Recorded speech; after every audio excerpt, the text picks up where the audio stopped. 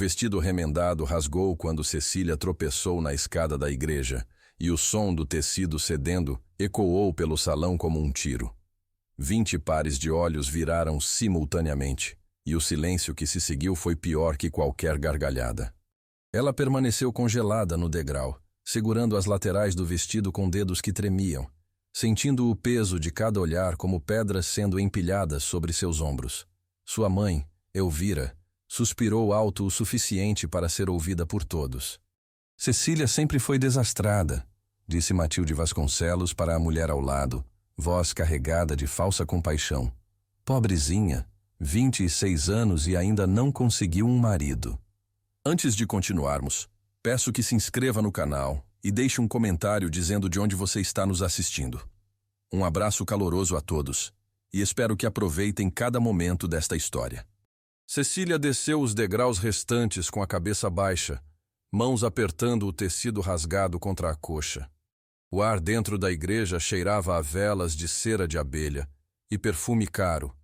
Aromas que antes eram familiares, quando sua família tinha dinheiro para comprá-los. Agora esses cheiros apenas lembravam tudo que havia perdido.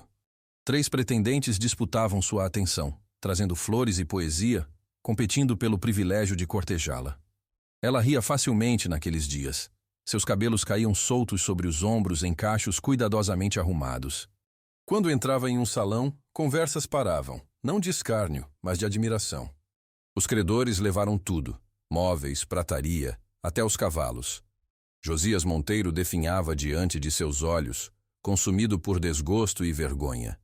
6 meses após perder tudo, ele simplesmente parou de comer. Fechou-se no quarto vazio onde antes havia uma cama com dossel e morreu olhando para paredes nuas. Suas mãos contavam a história melhor que qualquer palavra. Calos se formaram nas pontas dos dedos, grossos como couro curtido. Uma cicatriz branca cortava o indicador direito, lembrança da noite em que costurou até as 3 da madrugada para terminar o vestido de noiva de Ana Paula Santos. A mesma Ana Paula que agora fingia não vê-la na rua. Suas unhas, antes cuidadosamente polidas, estavam curtas e ásperas. Ela escondia as mãos sempre que possível, enfiando-as nos bolsos do avental ou cruzando-as atrás das costas. Mas você deixou Henrique escapar. Você arruinou nossa última chance. O baile da colheita chegou com a frieza do outono. Elvira insistiu que comparecessem, usando um vestido azul que Cecília havia remendado 3 vezes, disfarçando rasgos com bordados improvisados. Algum viúvo pode se interessar, murmurou Elvira enquanto arrumava o coque severo de Cecília, puxando os fios com força desnecessária. Um fazendeiro necessitado. Qualquer um serve agora. Somos mendigos. Cecília ficou junto à parede, invisível em seu vestido remendado. Observou as filhas das famílias ricas dançarem.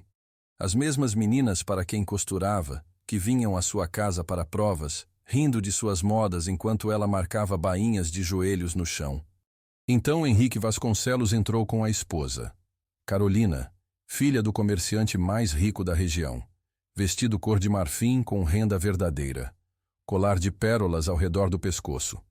Henrique olhou através de Cecília como se ela fosse vidro. 3 anos atrás, ele havia pedido sua mão. 2 anos e 11 meses atrás, quando a fortuna dos Monteiro evaporou, ele rompeu o noivado na frente de toda a congregação. Virou-se para sair, mas Elvira agarrou seu braço com dedos que cravaram na pele.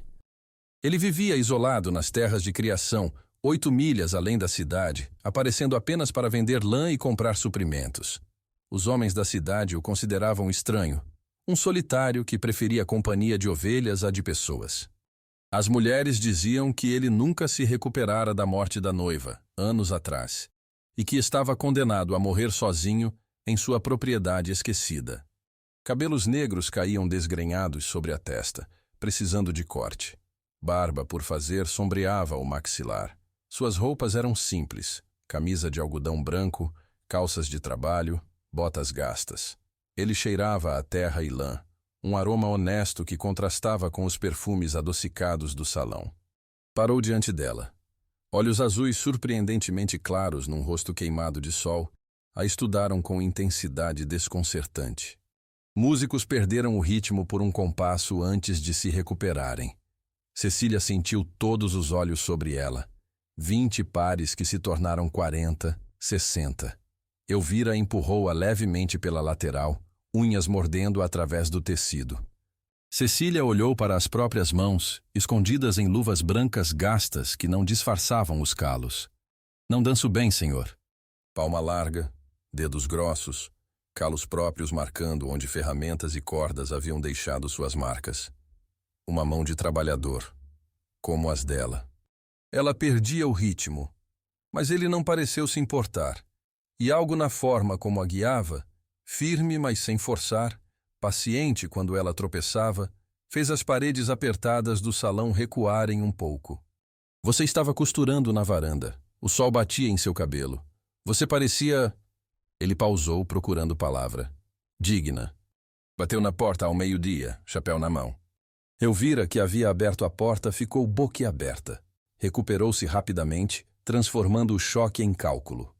Sentou-se ereto na cadeira desconfortável, olhos fixos em Cecília. Não posso oferecer vida de luxo, mas posso oferecer respeito. E companhia honesta, se você aceitar.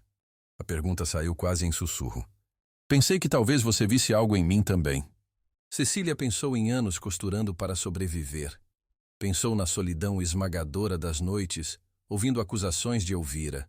Pensou em Henrique Vasconcelos e suas palavras cruéis. Pensou em morrer sozinha naquela casa pequena, invisível e esquecida. A palavra que ele usara, digna.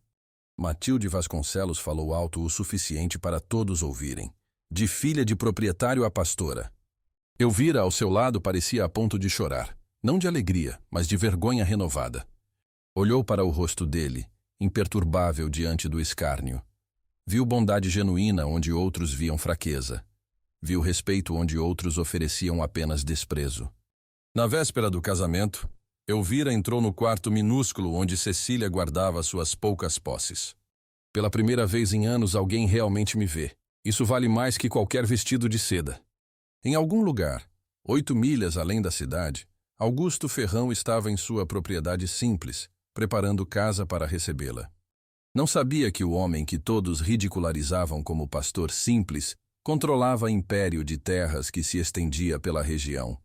Não sabia que ele havia escolhido viver modestamente, trabalhando terra com as próprias mãos, rejeitando vida que poderia ter como aristocrata. Não sabia que ele comprara em segredo as terras perdidas de seu pai, preservando-as intactas, esperando o momento certo para devolvê-las a ela. Mas sabia que pela primeira vez em 5 anos longos e amargos, algo dentro dela, algo que pensara morto sob peso da vergonha e solidão, começava timidamente a despertar. Mas primeiro, ela precisaria aprender que força verdadeira não estava em nunca quebrar, mas em quebrar e escolher continuar mesmo assim. E que nas mãos calejadas de um pastor solitário, ela encontraria não apenas refúgio, mas reconhecimento de um valor que ninguém mais conseguira ver. A carroça balançava sobre a estrada esburacada, levantando poeira que grudava na garganta.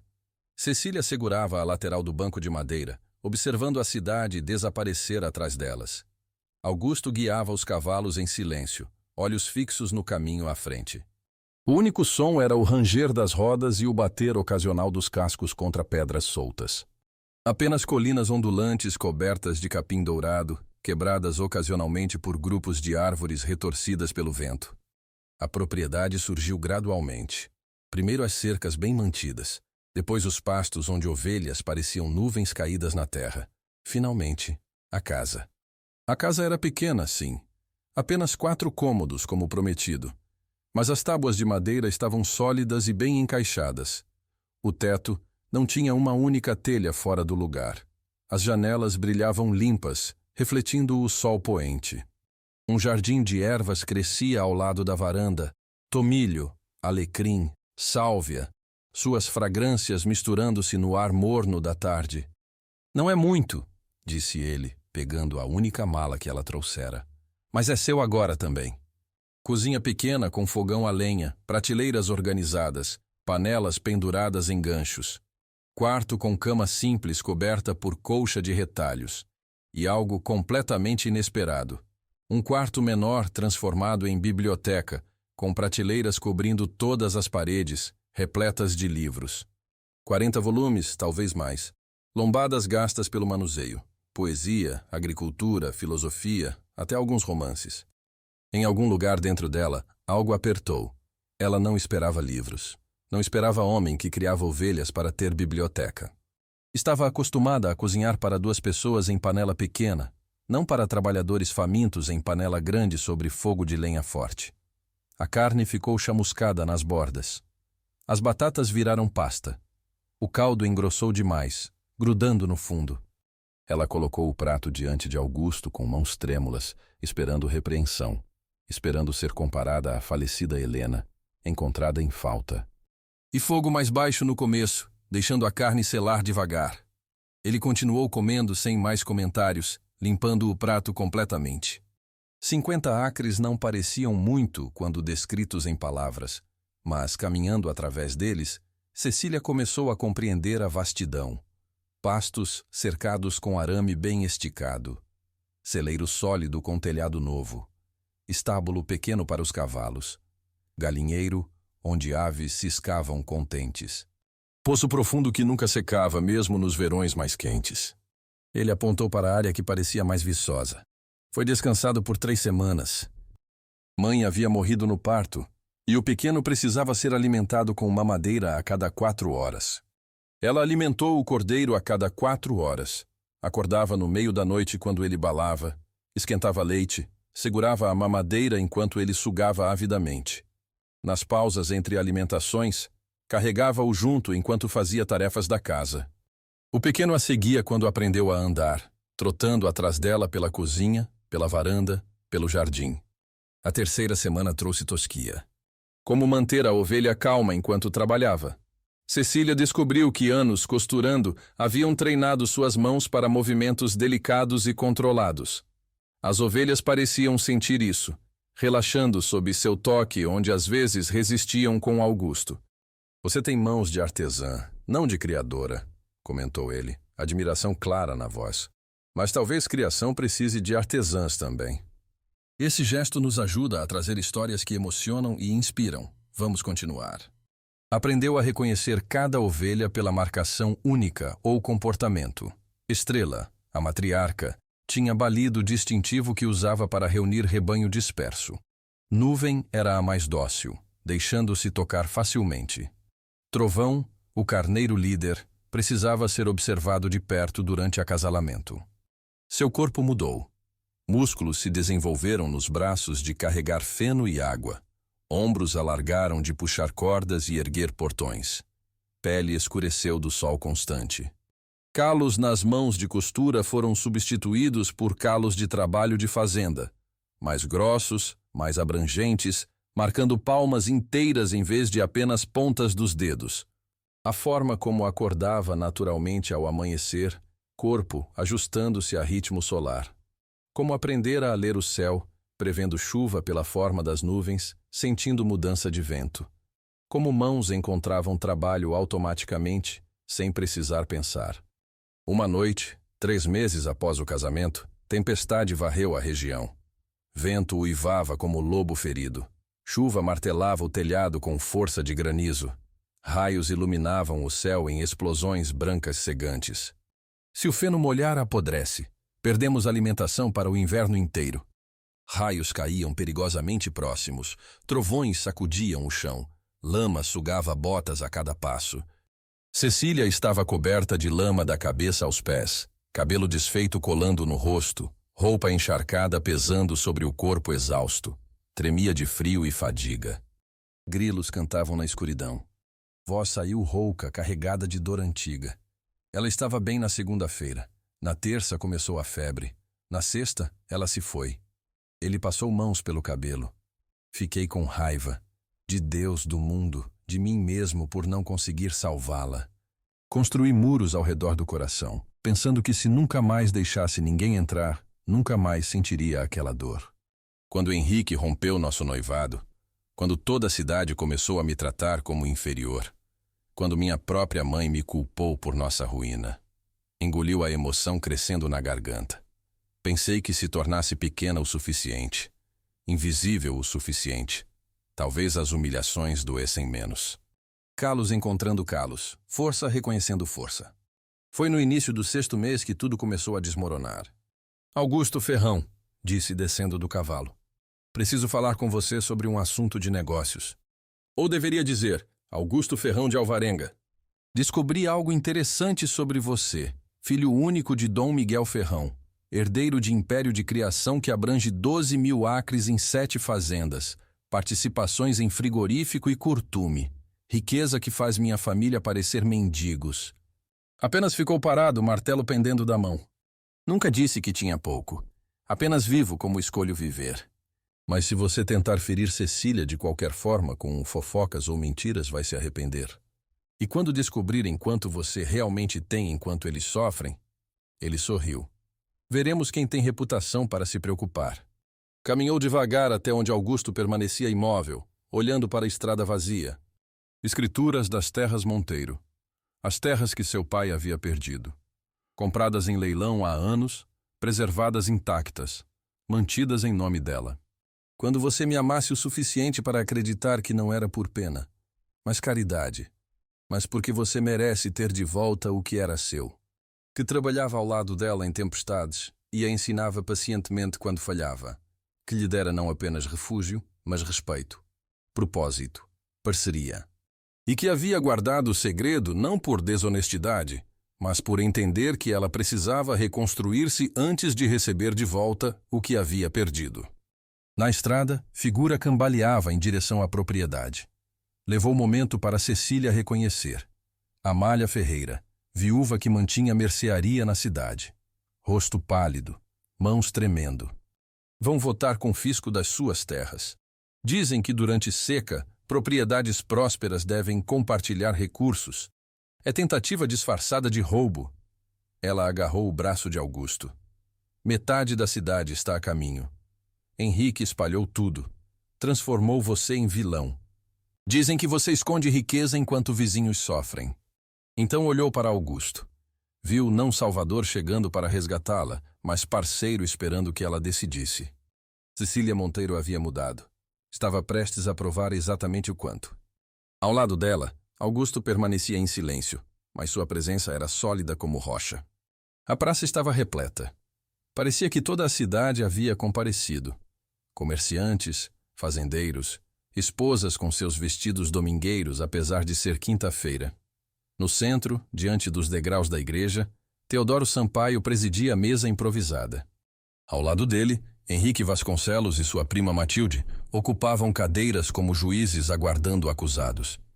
Mas agora vestia roupa simples de trabalho, calça de algodão, camisa branca, botas de couro. Cabelos presos não em coque severo, mas em trança prática que caía sobre o ombro. Pele escurecida de sol. Mãos calejadas visíveis e sem tentativa de escondê-las. Ela não parecia mais a filha de proprietário caída em desgraça.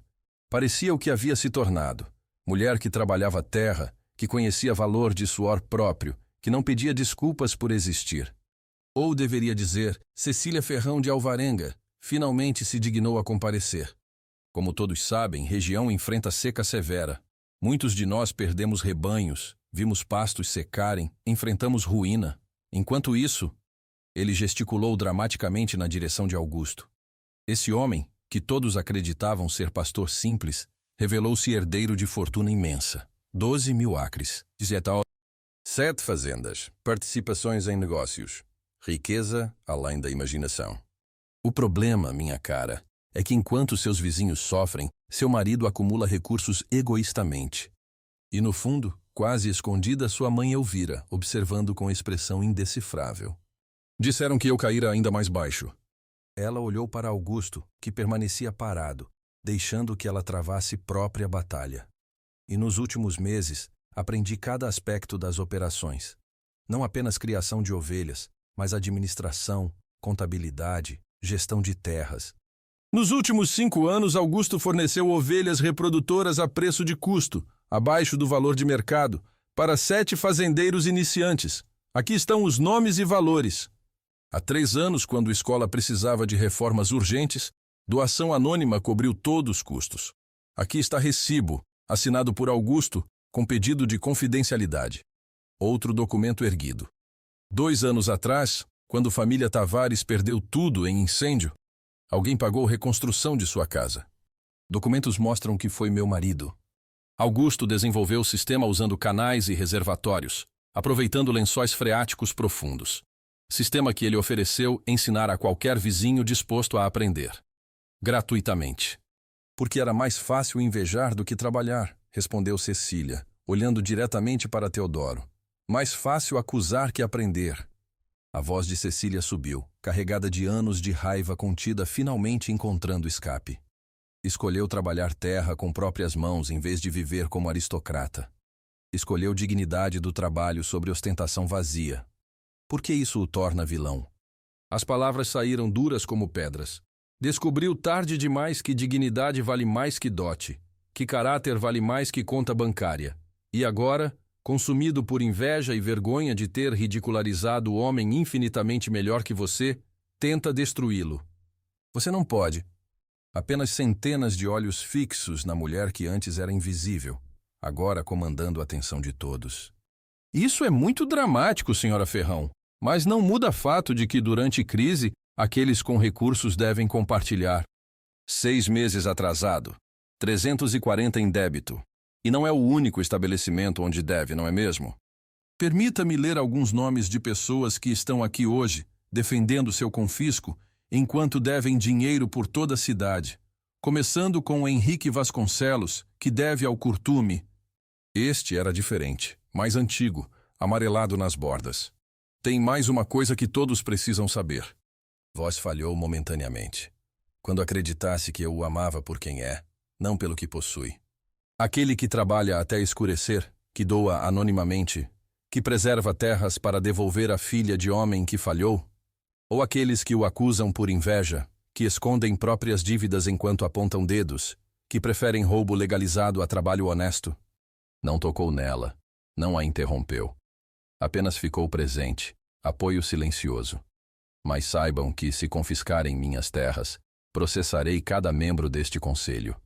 Tenho recursos para contratar melhores advogados da região. E todos aqui ouviram as evidências que Cecília apresentou. Vocês realmente querem esse julgamento público? Homens evitando seu olhar, mulheres sussurrando entre si. Incluindo alguns que minutos antes pareciam apoiar a proposta. Terra não pertence a nós, murmurou ele, apenas para ela. Nós pertencemos à terra, mas a forma como a trabalhamos, isso diz quem somos. A multidão começou a se dispersar. Alguns se aproximaram de Cecília e Augusto, murmurando desculpas ou parabenizações constrangidas. Outros partiram rapidamente, envergonhados. Voz falhou. Passei 5 anos culpando você, dizendo que não era boa o suficiente, bonita o suficiente, graciosa o suficiente. Mãos tremiam, mas você sempre foi mais forte que eu, mais corajosa. Eu que não fui boa o suficiente, como mãe, como pessoa. Se você quiser. Amália abraçou Cecília firmemente. Sempre soube que havia aço nesta espinha, só precisava descobrir por si mesma. O vale se estendia abaixo, nebuloso com poeira de fim de tarde. Ovelhas parecendo nuvens caídas na terra, sol nascendo atrás dos morros distantes pintando tudo de dourado e rosa. Não mais prisão de expectativas baixas, mas reino de possibilidades conquistadas. Cecília desceu da carroça. Ficou na beira do vale, respirando o ar limpo, sentindo terra sólida sob pés.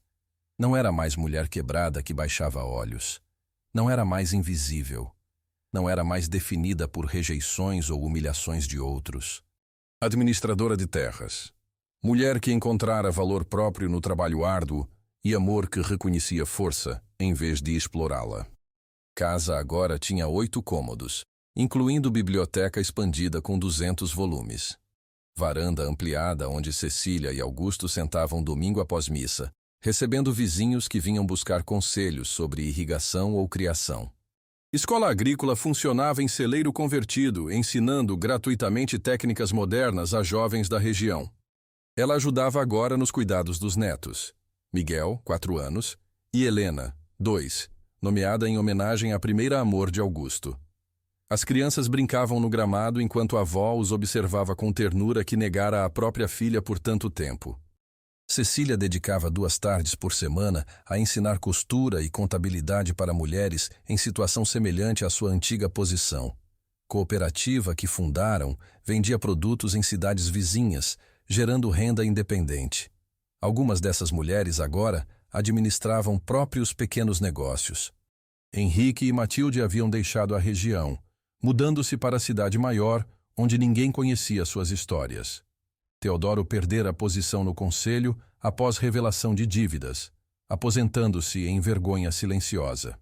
História de mulher que descobrira que valor verdadeiro não estava em aparências ou opiniões alheias, mas em caráter, trabalho digno e coragem de ver além do que sociedade julgava. Saiu para a varanda, embrulhada em chale contra frio da madrugada. Mas agora, a vista não era de terra alheia onde fora recebida por caridade, mas de lar construído por escolha e trabalho compartilhado. Eles ficaram em silêncio, observando o dia nascer. Agora marcava apenas mais um dia comum, precioso justamente por sua ordinária beleza. Mas agora também continha registros diferentes. Primeiros passos de Miguel, primeira palavra de Helena, receitas que Cecília desenvolvera, memórias de família sendo construída palavra por palavra, momento por momento. Que vou abrir olhos e estar de volta naquela casa pequena, costurando para sobreviver, invisível e sozinha. Foi vida conquistada. Cada dia, cada escolha, cada momento em que decidimos continuar. Novo começo. Como todas as manhãs eram quando vividas com propósito e amor reconhecido. Fumaça começava a subir da escola agrícola, onde primeiros alunos chegavam para a aula matinal. E Cecília Ferrão, que fora costureira desprezada, que fora solteirona ridicularizada, que fora mulher quebrada que aprendera a se reerguer, olhou para tudo aquilo e soube com certeza absoluta gravada nos ossos que valia cada humilhação sobrevivida, cada lágrima derramada, cada momento de dúvida. Superado. Cecília provou que sempre existe a possibilidade de transformação quando encontramos pessoas que nos valorizam. Se chegou até aqui e ainda não se inscreveu, este é o momento perfeito. Comente o que mais te marcou na história de Cecília. Obrigado por estar aqui.